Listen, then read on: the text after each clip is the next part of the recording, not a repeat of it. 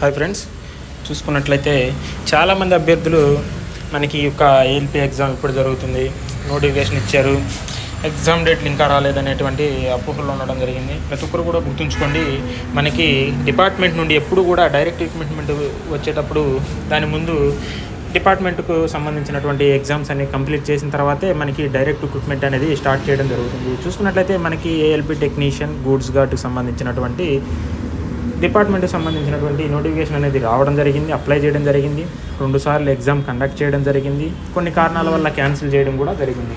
చూసుకున్నట్లయితే ఈ యొక్క నోటిఫికేషన్, ఈ యొక్క డిపార్ట్మెంట్ యొక్క ఎగ్జామ్ అనేది మనకి జూన్ నెలలో మనకి 10, 12, అదేవిధంగా 15వ తారీఖు, అదేవిధంగా 18, 19, 21 చూసుకున్నట్లయితే ఈ యొక్క 6 రోజులు అనేది ఎగ్జామ్ అనేది కండక్ట్ చేయడం జరుగుతుంది.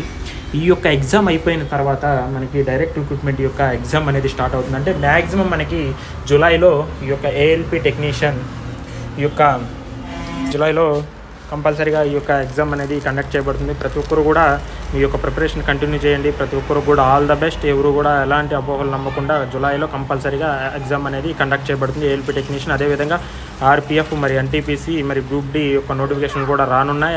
ఆ ఎగ్జామ్స్ కూడా కంపల్సరీగా కండక్ట్. ప్రతి ఒక్కరు కూడా మీ యొక్క ప్రిపరేషన్ కంటిన్యూ చేయండి. ప్రతి ఒక్కరు కూడా ఆల్ ద బెస్ట్. ఓకే, బాగా ప్రిపేర్ అవ్వండి.